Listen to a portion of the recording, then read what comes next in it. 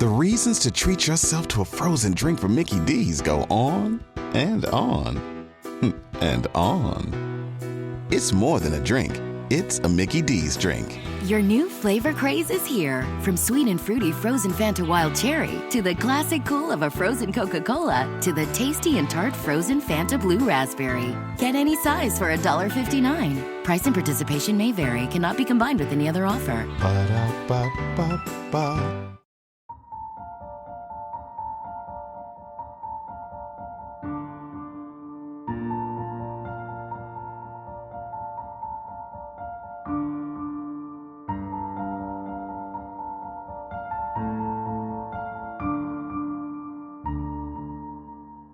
Hello everyone, welcome to another episode of History You Didn't Know But Should. I'm Ray. I'm Chris. And today we're going to be looking at the lives of two sets of Siamese twins. And, this is history you didn't know, Chris, and I think a lot of people are going to be interested in this history they probably didn't know.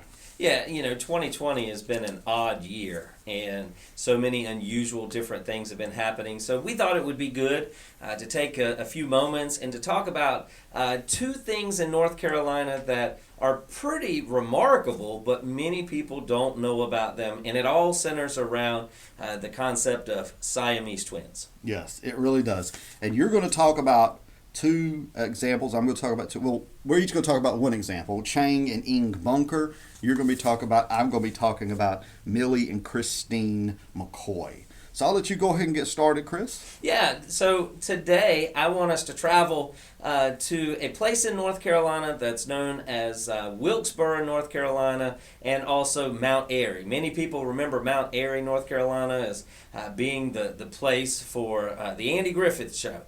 But Mount Airy has a lot of history, and one of those most important things of history revolves around this concept known as Siamese twins. So I want us to go to 1811 and start talking about what one writer said was the eighth wonder of the world. In 1811, in what is now known as Thailand, which was then known as Siam, we had the first Siamese twins that were born. And that was Eng and Chang Bunker. And their birth in 1811 created a sensation. I mean, the first thing is they could have easily have lost their lives soon after. You have to understand that Siam during this time had a king. His rule was absolute, and he had unquestioned ownership over his subjects. And so when the twins were born, nobody wanted to touch them because they felt that if they touched them that they were going to be cursed. Some people saw Chang and Eng as monsters. They were bad omens. And when the king heard that in his country that these Siamese twins had been born, he condemned them to death. But luckily, Chang and Eng's mother refused to abandon them at birth.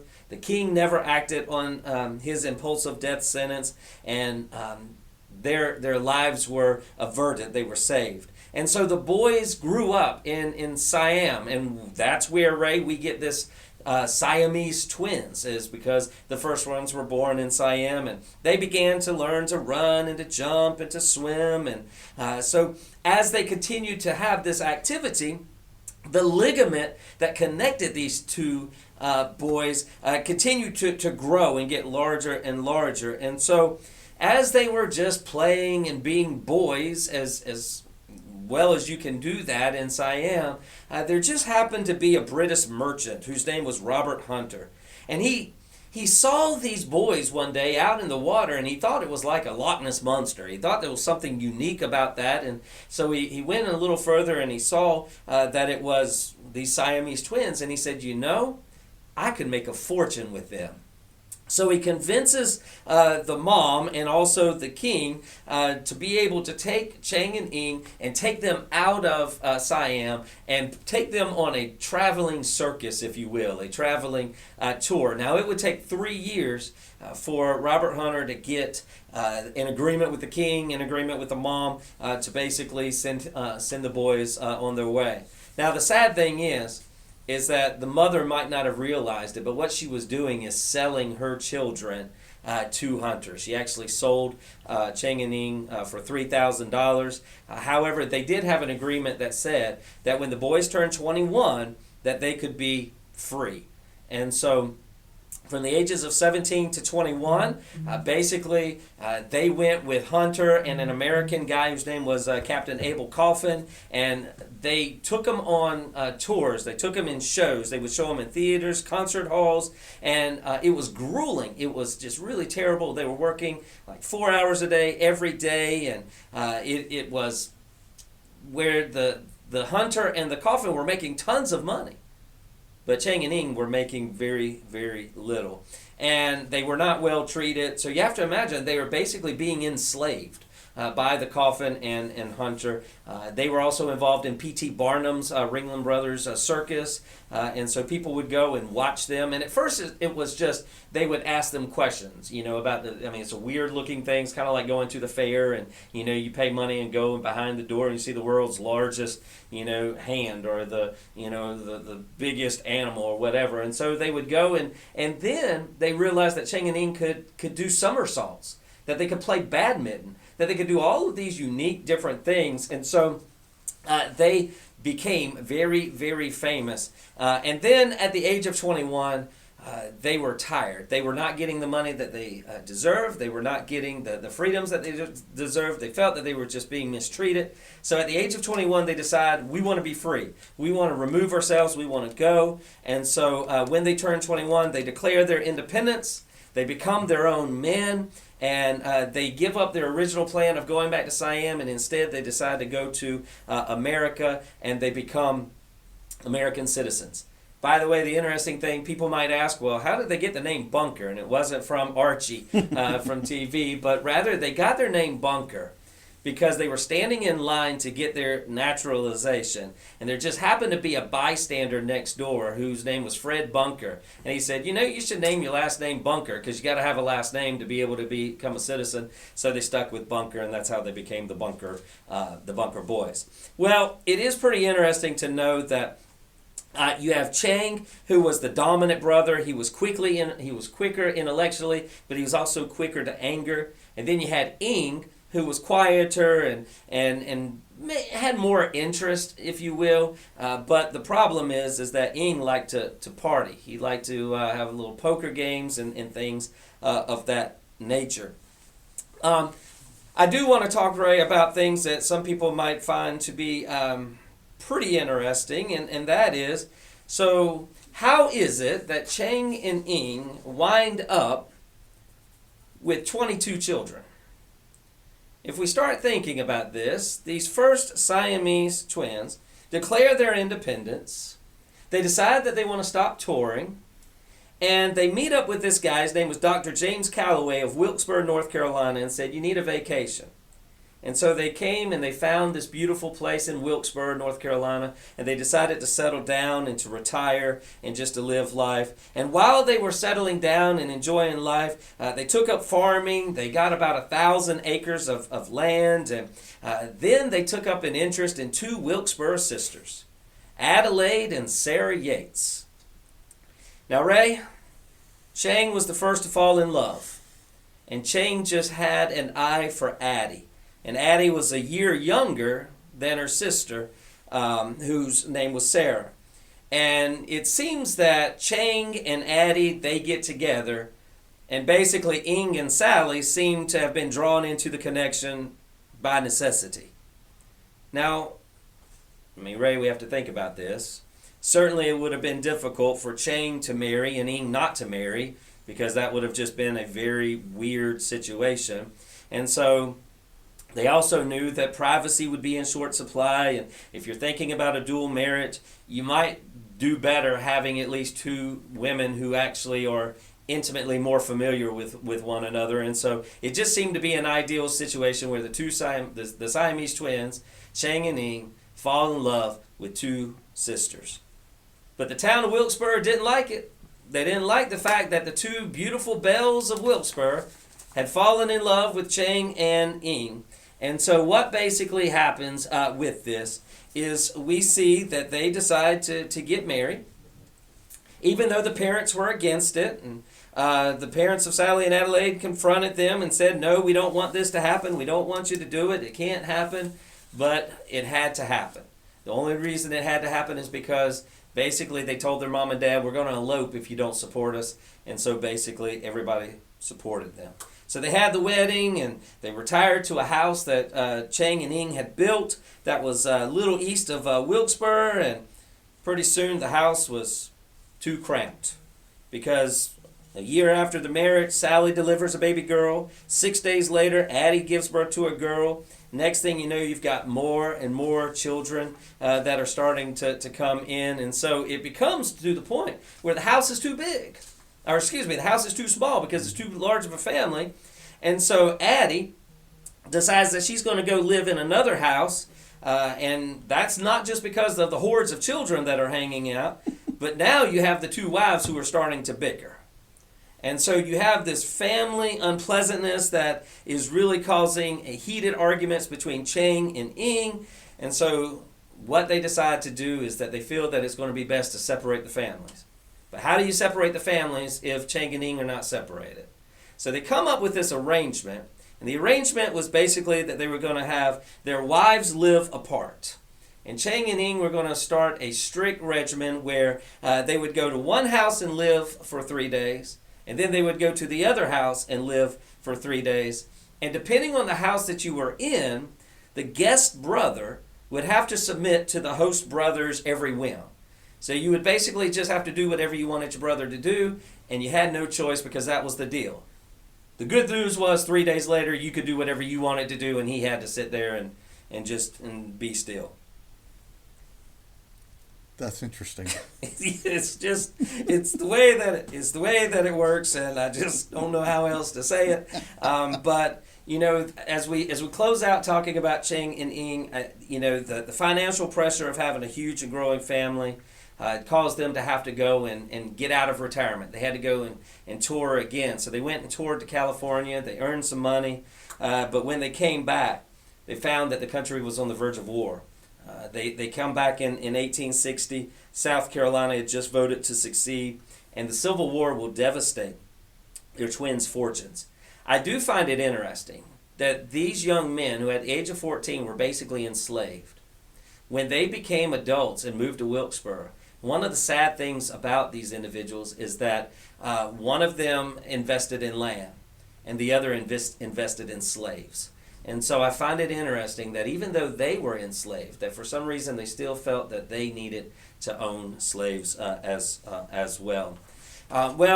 To close out the story of these two, they did some more tours, but things just were not going very well. And in 1868, the twins left North Carolina. They went to a tour of England and Europe to try to actually get surgical separation. The doctor said, I can't do it. It's just not going to be wise. We can't separate you two. And so on the way back home, what happens is that Chang has a stroke, and it partially paralyzes his right side. So he comes home. He's basically worth nothing. Life is not very good because he's going to die. And I will share with you that in 1874, we find that death happens. What basically happens is Chang suffers the stroke. His health becomes frail. He's been drinking heavily.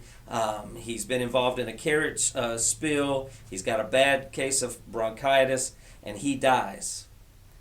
And it is interesting that as soon as he dies, what happens is his brother wakes up and sees that Chang has died, and Eng dies. And the medical examiner said that Eng died because of fright. He died because he was scared literally to death, because when he woke up and saw that his brother, who was attached to him, had died, he just knew that death awaited him. Just one quick story about Chang and Eng Bunker. But you've got an interesting one as well that you looked at. Oh, yeah, and there's a lot of parallels. Millie and Christine McKoy, as they came to be known, there are definitely some parallels our listeners will hear. The showmanship, the connection with P.T. Barnum, obviously the connection with North Carolina. So let's talk a little bit about Millie and Christine. They were born on July 11, 1851 in Columbus County, a place called Welch's Creek. There in Columbus County, and they were born Siamese twins. They were joined at the hip. They did have their own arms, they did have their own legs, but they shared one pelvis bone. So they were permanently joined, and later on in their life, they would write an autobiography that we're going to talk about a little later, and they would say that they would not wish to be severed even if they could. So these are two women who, their story's slightly different from what we just heard, but there are some similarities. When they're born in Columbus County in 1851, of course, this is about 10 years prior to the Civil War, these are African American ladies. They are born into slavery. Their parents are Jacob and a lady called Menominee, I may be mispronouncing that, I apologize. And they belong to a man called Jabez McKoy. And McKay is a blacksmith there in Columbus County, and he is ultimately going to sell them for $1,000 to a guy called W.J.L. Miller. And it's interesting when he sells them, when this slave owner sells these two girls, they're 10 months old. So they're not even a year old at the moment of their first sale. And they go through a number of slaveholders throughout their young age, and then they end up with a guy called Joseph Pearson Smith. And this man is going to be very important, and his wife as well is going to be very important to their lives for the rest of their lives. They are going to go out on the road and be doing various road shows. They're going to become known as the Carolina Twins. Christine and Millie are going to be known as. At age 3, they appear in P.T. Barnum's American Museum there in New York City. So they are making the rounds around the United States. They are being shown and being displayed even at this very young age. Unfortunately, they are kidnapped while they are involved in this, and they are taken to Europe, specifically to England, where they are displayed again as basically oddities in sideshows and things like that. So while they're in England, Joseph Pearson Smith locates them. Him and his wife locate Millie and Christine. He has to file a lawsuit to get them back, but he does ultimately get them back and moves them to Wadesboro, North Carolina. While they're living there at Wadesboro, Smith's wife almost becomes a teacher and a tutor for these young women. She teaches them how to read. In the lead up to the Civil War in this antebellum period, that in some places was a crime to teach a slave how to read, but she teaches them how to read. She teaches them how to write.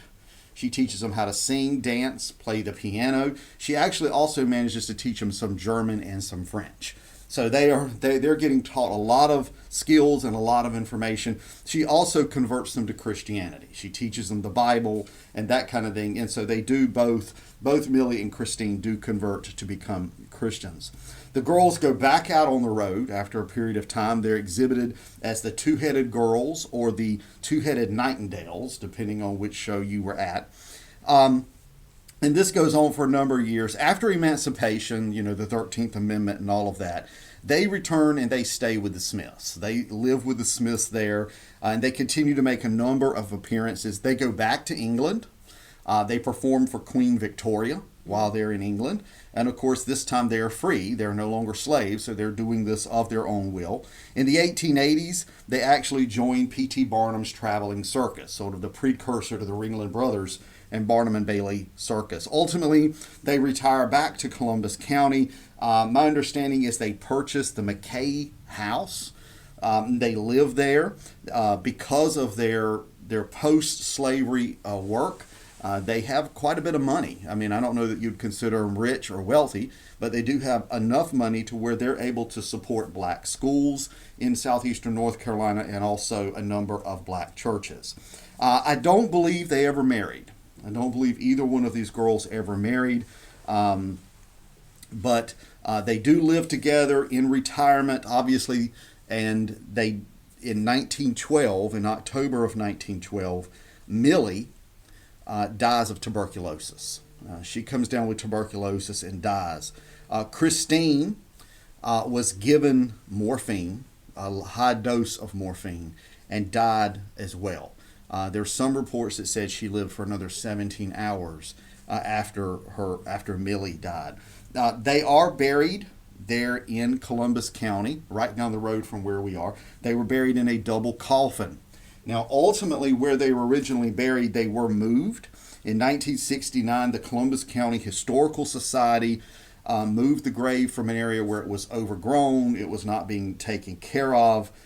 They moved it to Welch's Creek Community Cemetery there in Columbus County, and you can actually go there today and visit their grave. You can also pull up images of their grave there on the internet, findagrave.com. They are located there as well. But it just there's a long paragraph on their tombstone about their lives. That's very interesting to read, and it says a lot about these young women. They published an autobiography called "The History of the Carolina Twins." And, you know, these are two women who faced a lot of adversity in their lives. Started very young when they were born into slavery. You know, kidnapped very young, put on display, but they make the best of it, and they end up, you know, I think having a positive impact on those people around them. In large part, I think, you know, the trouble and the trials they faced certainly helped these ladies. I mean, you think of, you know, born Siamese twins at this particular point in time wasn't easy, especially when you're born into slavery. Yeah, and I think as we've looked at the different characters, being a Columbus or being in Wilkesboro, that we see that their life was full of stress and strain, of difficulty, but yet what we've seen out of both of these is that they were able to have some semblance of a life. Yeah. They were able to go out and to have their own identities, their own personalities. I mean, with Chang and Eng, they married. They have children today that still live in North Carolina. That you know, if you look at the sisters, how they have a lasting legacy because through their abilities, through their talents, but also through the schools that they helped establish. And so I think that we need to recognize that for individuals such as this, there's so much power to be stated that each person has an important role that they can play in life. And so I hope people will go to Columbus County and visit the grave sites. You can also go to Mount Airy, where you can see Chang and Eng, who are buried at White Plains Baptist Church up that way. And I think just for us to appreciate all of North Carolina has to offer. I enjoy doing the research on this. Absolutely. You know, I will point the listeners, if they're interested in looking further at the story of Chang and Eng, there's an interesting book that was written that is entitled "Inseparable." The original Siamese twins by Yuante Wong, and they might find some more interesting information. And going to Welch's community and seeing the graves and the Find a Grave that you mentioned will be helpful for the sisters as well. Absolutely, and you know, being able to visit these sites and learn more about these people is very interesting. Very interesting. Right. So some people have been talking about they'd like to send us some ideas, and but they don't know how to get in touch with us. They're listening to the podcast, and they're seeing us on Google Podcast and Sounder and Spotify. And how can they get up with us and share with us any thoughts or topics they would like to share? Yeah, if you would like to contact us, we do have a Gmail account. It's historyu, as in the letter U, should know at gmail.com. So history you should know at gmail.com. We are on Twitter. Just look us up, History You Didn't Know. Like Chris said, we're also on Sounder, Spotify, Google Podcast. We have a YouTube page that's still in development, but we're going to be growing this over the next few weeks and months and hope to get on even more platforms. We encourage you to pass this on to other people, allow them to know that, you know, we're just two guys that talk history and talk about some interesting things about the country that we love and the state that we love. And we would appreciate for you giving us a like, giving us a comment, giving us a following, all of that allows us to continue doing something that we enjoy doing every day. Absolutely. And we look forward to seeing you next time on History You Didn't Know But Should.